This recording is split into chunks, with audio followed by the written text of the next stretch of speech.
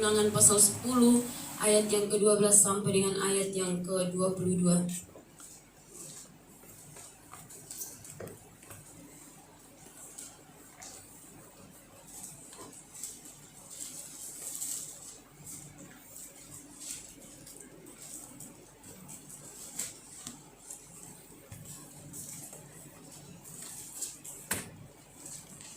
Ya, kitab Ulangan pasal yang ke-10 ayat 12 sampai dengan ayat yang ke-22.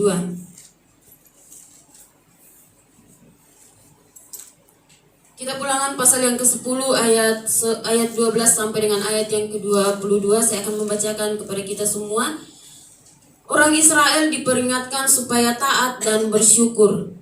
Maka sekarang, hai orang Israel, apakah yang dimintakan daripadamu oleh Tuhan Allahmu, selain dari takut akan Tuhan Allahmu, hidup menurut segala jalan yang ditunjukkannya, mengasihi Dia, beribadah kepada Tuhan Allahmu dengan segenap hatimu dan dengan segenap jiwamu, berpegang pada perintah dan ketetapan Tuhan yang kusampaikan kepadamu pada hari ini, supaya baik keadaanmu. Sesungguhnya Tuhan Allahmu lah yang mempunyai langit,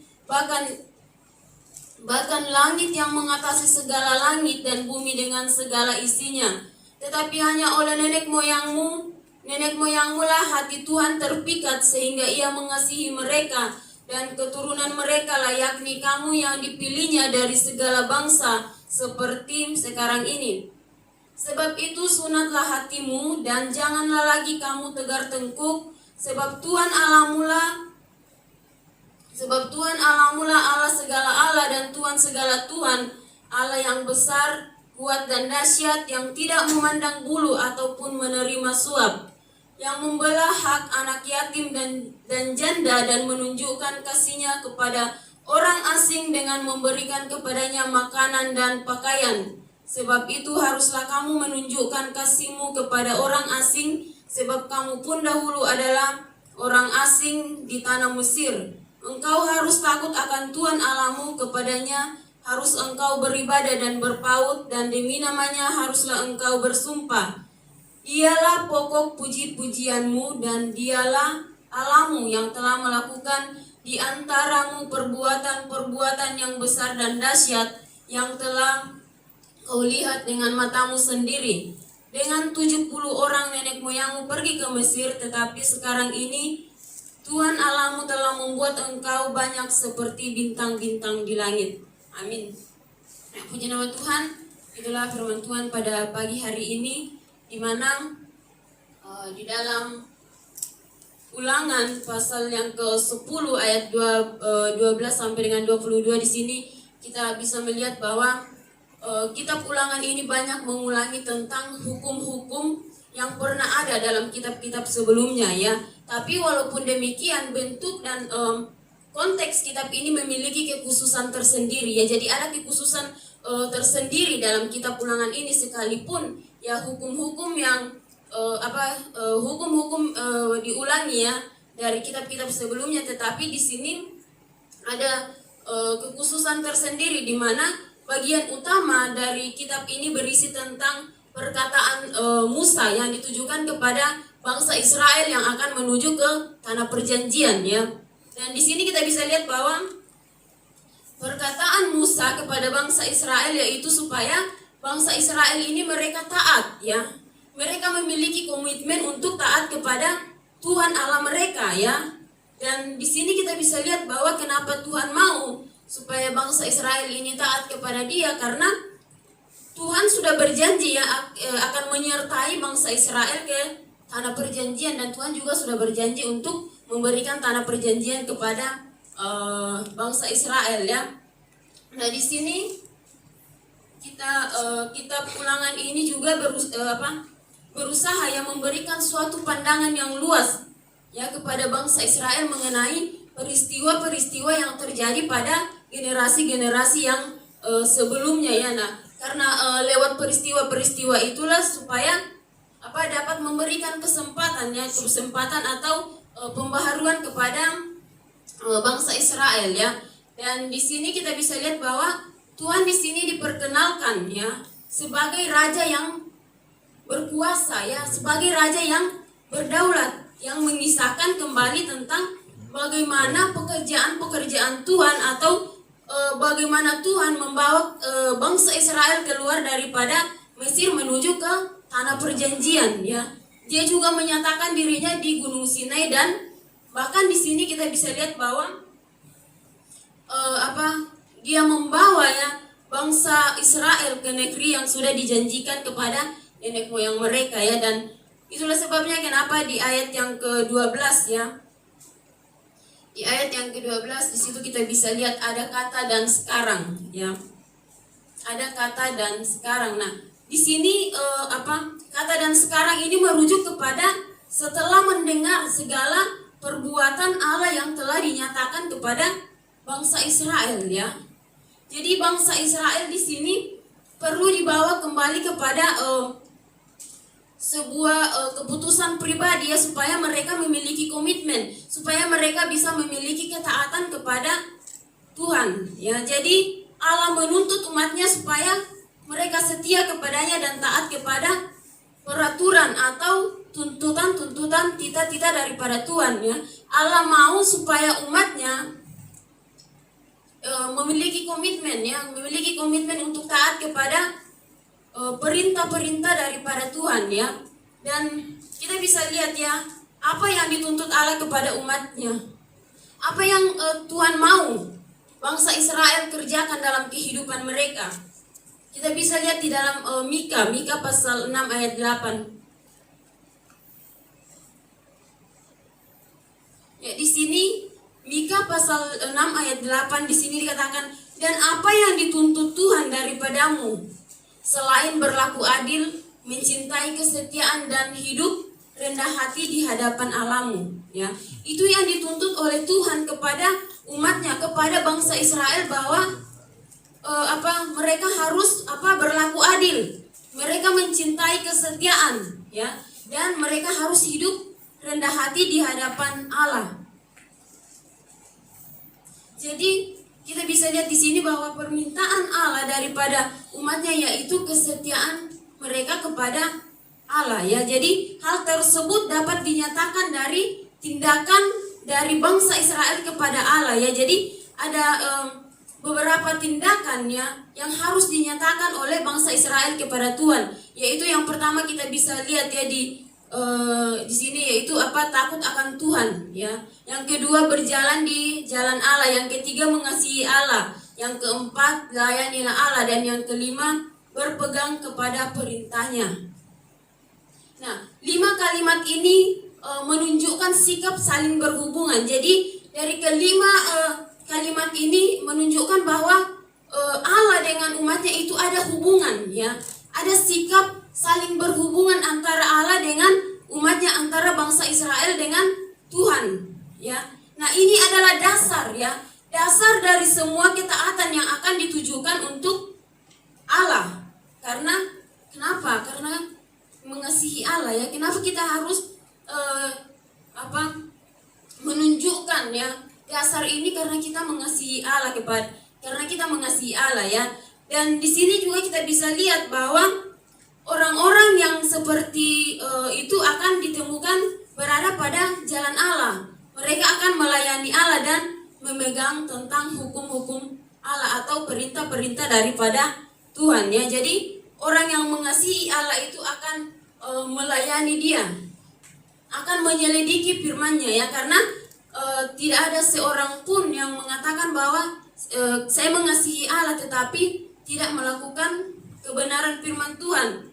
Saya mengasihi Allah tetapi tidak melakukan tentang perintah-perintah daripada Tuhan ya. Sama halnya dengan seperti dengan penyembahan ya. Penyembahan dan hidup itu tidak dapat terpisahkan ya. Tidak dapat terpisahkan. Nah, di sini poin yang lebih jauh adalah perintah atau ketetapan ya, ketetapan Allah. Nah, perintah dan ketetapan ini bukanlah suatu hal yang memberatkan, tetapi perintah dan ketetapan Allah ini adalah sebuah karunia ya bagi kebaikan umat Israel. Kebaikan Allah untuk umatnya, untuk bangsa Israel ya. Dan Di dalam ayat yang ke-12 sampai dengan ayat yang ke-13 ya, di situ ada tuntutan dan hal-hal yang mendasar ya, yang dilakukan sebagai komitmen total ya, sebagai komitmen total kita kepada Allah yang esa ya. Ada tuntutan atau hal-hal yang harus kita lakukan sebagai komitmen dasar kita kepada Allah ya, dimana di situ kita bisa lihat ya, yang pertama yaitu takut akan Allah ya. Seperti yang saya bilang tadi bahwa takut akan Allah artinya kita harus mengekspresikan ya penghormatan tertinggi kepada Allah.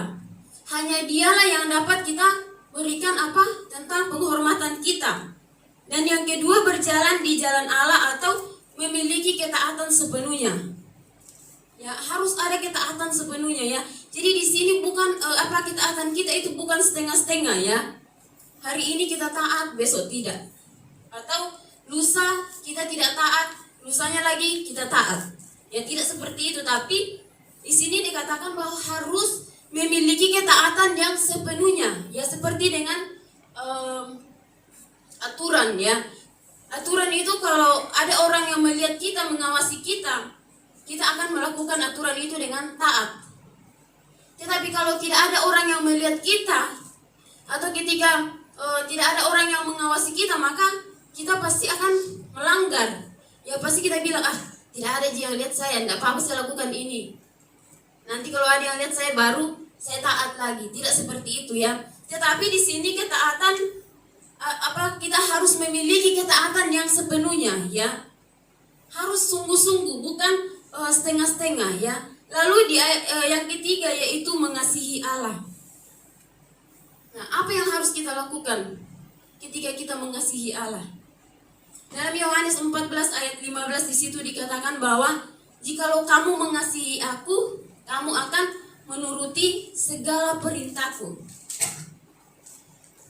Ya, kita tidak bisa mengatakan bahwa saya mengasihi Allah tetapi tidak melakukan tentang perintah-perintah daripada Tuhan. Dan di sini dikatakan jikalau kamu mengasihi aku, kamu akan melakukan segala perintahku. Nah, segala itu berarti semua apa yang Tuhan perintahkan harus kita lakukan. Ya, bukan Tuhan tidak bilang kamu harus melakukan 1-2 perintah saya. Tidak. Tetapi Dia mengatakan bahwa kamu harus melakukan atau menuruti segala perintahku. Ya, segala itu berarti semua. Semua apa yang Tuhan perintahkan kita harus melakukannya, kita harus menurutinya atau kita harus mentaatinya. Dan yang keempat yaitu layani Allah ya. Layani Allah di dalam penyembahan dan kehidupan kita sehari-hari ya. Kita tidak bisa mengatakan bahwa melayani Allah itu hanya gembala, hanya hamba-hamba Tuhan, tidak. Tetapi kita harus melayani Allah lewat pujian penyembahan kita, lewat kehidupan kita sehari-hari kita, lewat pekerjaan kita, lewat tingkah laku kita. Ya. Dan yang terakhir yang kelima yaitu berpegang kepada perintahnya. Kita harus berpegang kepada perintahnya lewat ketaatan kita ya. Kita bisa lihat di dalam Yohanes 15 ayat yang ke-10. Ya.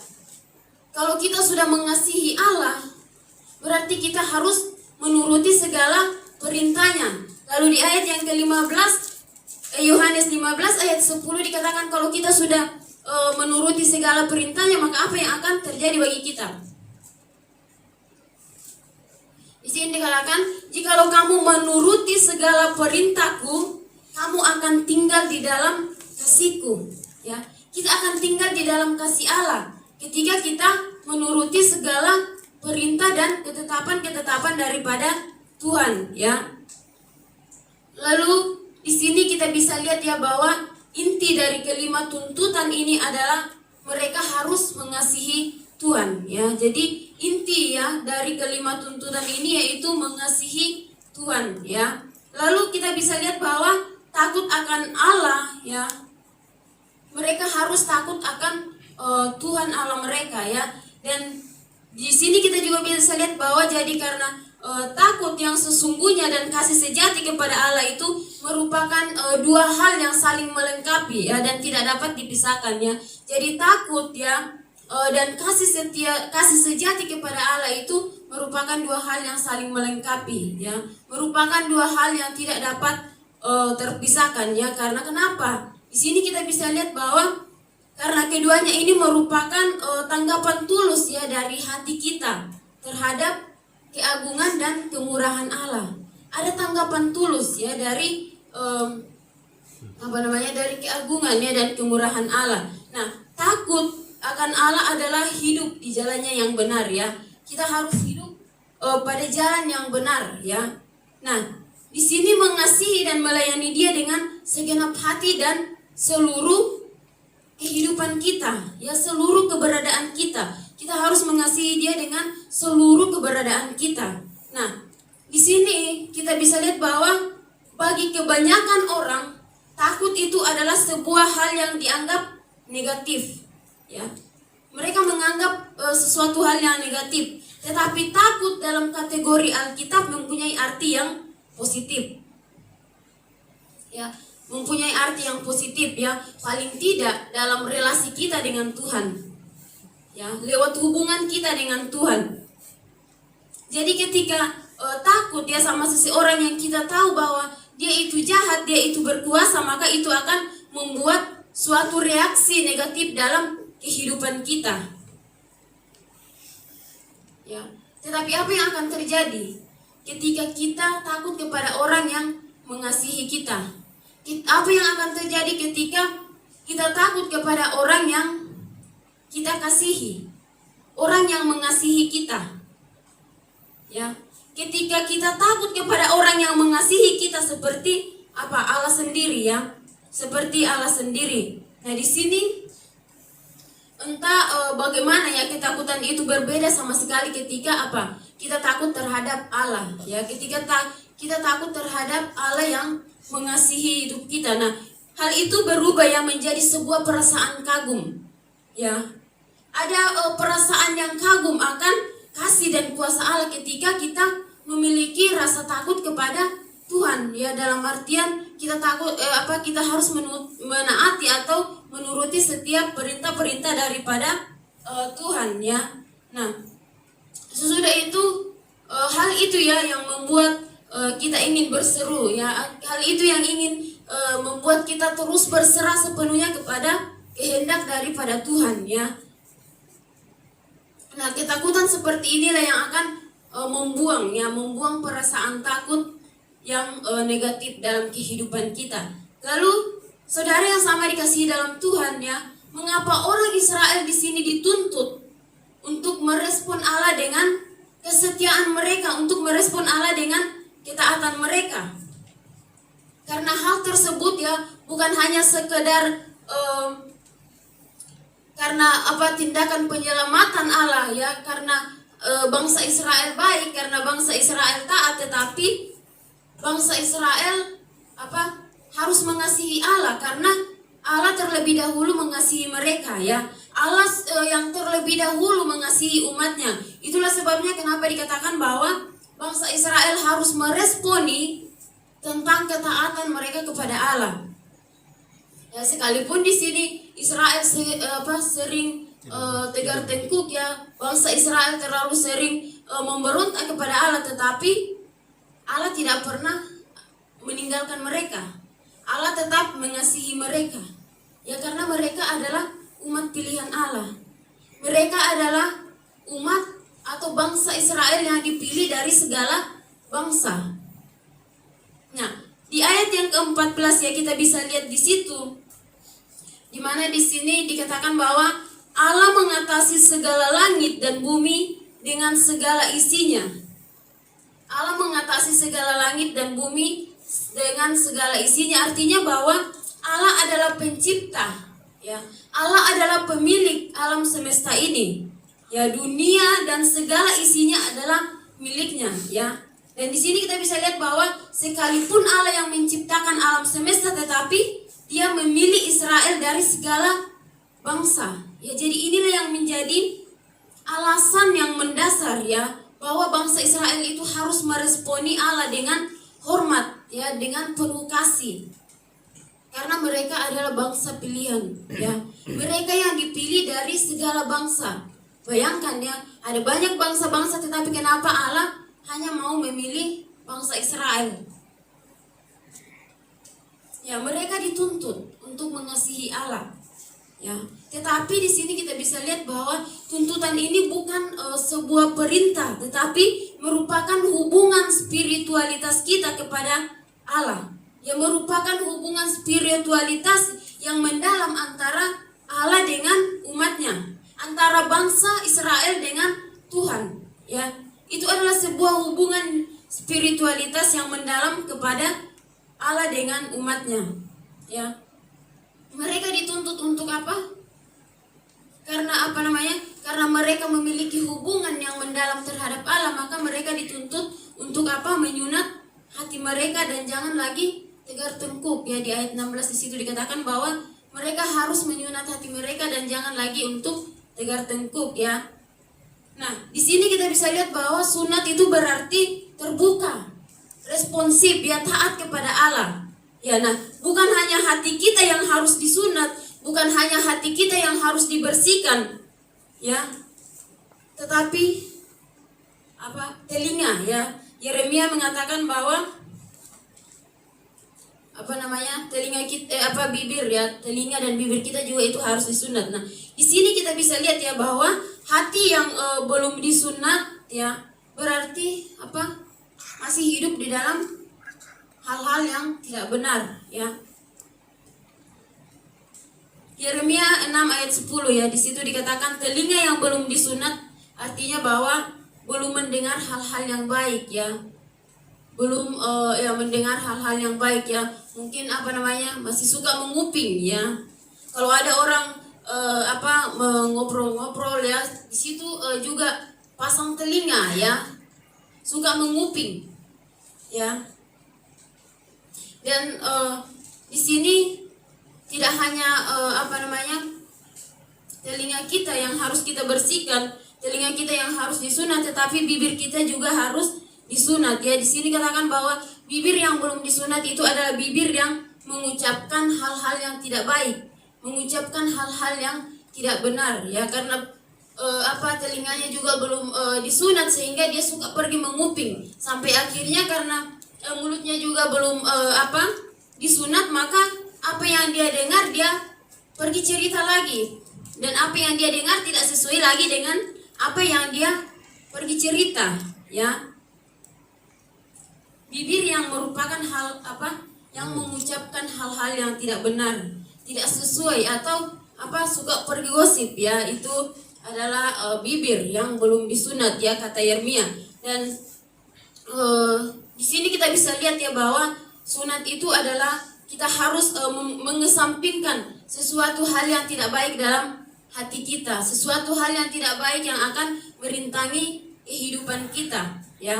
Sunat hati artinya menjadi terbuka, ya, dan bebas dari segala gangguan, ya. Dan di sini kita bisa lihat ya bahwa Allah menginginkan umatnya untuk mengasihi Dia, ya.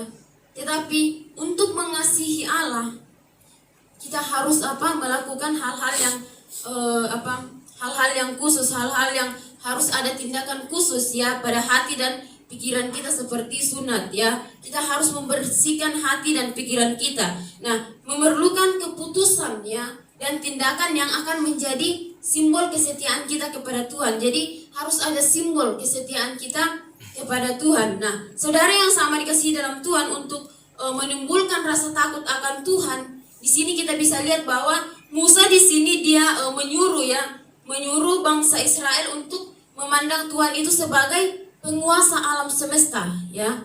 Jadi untuk menimbulkan rasa takut kepada Tuhan, Musa menyuruh bangsa Israel untuk memandang Tuhan sebagai penguasa akan alam semesta, ya. Sebagai Allah yang melebihi dari Allah lain, sebagai hakim yang adil,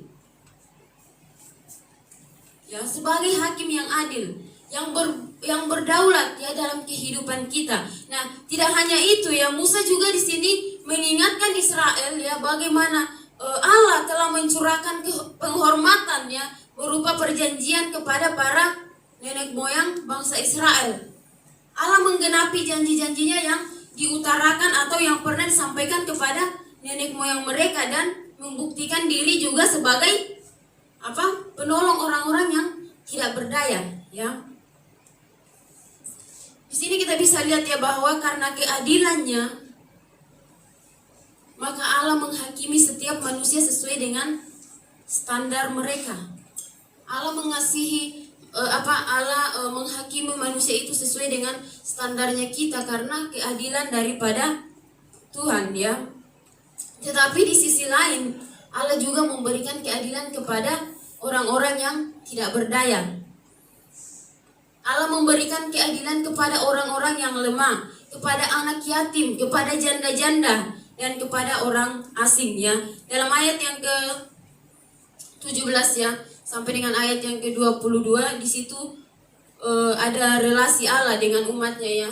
Ini adalah relasi Allah dengan umatnya yang lewat keberadaannya, ya, yang didasarkan lewat keberadaan Allah. Dimana di sini kita bisa lihat bahwa kedaulatan dan keadilan Allah itu kembali ditekankan dalam ayat yang ke-21, ya. Di sini Allah yang melakukan perbuatan yang besar dan ajaib, ya. Allah yang melakukan tindakan-tindakan yang benar, ya. Tindakan-tindakan yang benar seperti apa? Ada tadi di situ, yaitu tidak memandang bulu, ya. Tidak menerima suap, ya, membela hak yatim dan janda, ya. Dia juga mengasihi orang asing, ya. Memberikan makanan dan pakaian kepada orang-orang yang asing seperti yang sudah dilakukan kepada umatnya sendiri. Nah, apa yang dilakukan bangsa Israel? Ya, apa yang harus bangsa Israel lakukan ketika Allah mengasihi mereka? Di ayat 19 di situ kita bisa lihat di mana mereka harus mengasihi orang asing, ya. Mereka harus mengasihi orang yang mereka tidak kenal, karena mereka pun pernah menjadi orang asing di Mesir, ya. Itulah sebabnya kenapa di sini dikatakan bahwa bangsa Israel harus mengasihi orang asing, karena mereka pun pernah menjadi orang asing di Mesir. Nah, saya rasa ini adalah suatu hal yang tidak mudah kita lakukan, ya. Kita disuruh untuk mengasihi orang asing, orang yang tidak kita kenal. Sementara orang yang ada di sekitar kita saja, orang yang kita kenal, teman kita, belum tentu kita bisa mengasihi mereka. Apalagi orang yang kita tidak kenal. Tetapi itulah yang Tuhan katakan bahwa mereka harus mengasihi orang asing. Kamu harus mengasihi orang yang kamu tidak kenal, karena kamu pun pernah menjadi orang asing. Ya, mereka harus, lalu di ayat 20 di situ dikatakan yang harus dilakukan bangsa Israel, yaitu mereka harus beribadah dan berpaut kepada Allah, ya. Dan yang selanjutnya di mana di sini mereka harus bersumpah demi nama Tuhan, sebab Dialah satu-satunya pribadi yang berkuasa dan dalam kehidupan bangsa Israel. Hanya Dialah satu-satunya pribadi yang berkuasa yang membebaskan bangsa Israel dari perbudakan di Mesir, ya. Jadi menjadikan Allah itu sebagai pokok puji-pujian kita, ya. Menjadikan Allah sebagai pokok-pokok pujian bangsa Israel. Jadi ada dua alasan mengapa Israel ini harus mengasihi Allah, ya. Ada dua alasan mengapa bangsa Israel harus mengasihi orang asing yang ada di sekitar mereka. Yang pertama yaitu karena apa? Karena kasih Allah tidak hanya untuk bangsa Israel. Kasih Allah tidak hanya untuk umatnya, tetapi kasih Allah juga kepada orang asing, ya. Maka dari itu mereka juga harus mengasihi orang asing, atau mereka harus mengasihi orang yang tidak mereka kenal. Lalu hal yang kedua yaitu mereka harus mengingat bahwa dahulu juga mereka adalah orang asing di Mesir. Mereka tidak dikasihi, ya, mereka tidak dihormati. Tetapi karena mereka mengalami kasih Allah, ya, bangsa Israel ketika mereka ada di Mesir, mereka tidak pernah dikasihi, mereka tidak dihormati, tetapi mereka mengalami kasih daripada Tuhan. Ya, itu saja firman Tuhan yang saya bisa sharingkan kepada kita semua. Mari kita satu dalam doa, kita berdoa. Terima kasih Tuhan Yesus, terima kasih Bapa buat kebenaran firman-Mu pada pagi yang indah ini Tuhan, yang mengajarkan kepada kami juga untuk terus taat, untuk terus setia atas setiap perintah-perintah-Mu ya Bapa. Bapa, dalam kerajaan surga kami serahkan kehidupan kami selanjutnya ke dalam tangan kuasa-Mu. Biarlah pemeliharaan Tuhan terus menyertai setiap kami yang ada di tempat ini, dan berkati ibadah kami selanjutnya dalam nama Bapa, Putra, dan Roh Kudus. Amin. Kepada